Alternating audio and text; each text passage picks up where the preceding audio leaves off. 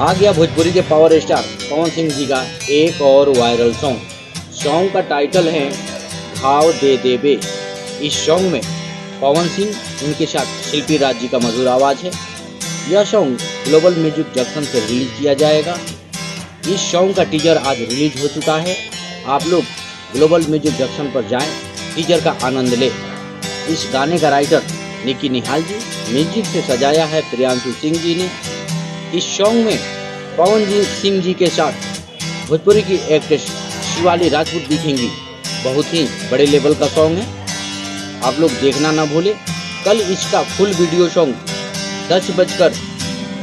सुबह 10 बजे रिलीज किया जाएगा, तो आप लोग रहे तैयार। ग्लोबल म्यूजिक जंक्शन पर कल 10 बजे जाना है, गाने को ढेर सारा दुलार प्यार देना है। साथ ही अगर आप हमारे चैनल पर नए हैं, चैनल को सब्सक्राइब कीजिए, शेयर कीजिए, ढेर सारा दुलार प्यार हमें दीजिए। मिलते हैं अगले वीडियो में, तब तक के लिए बाय, लव यू, जय हिंद।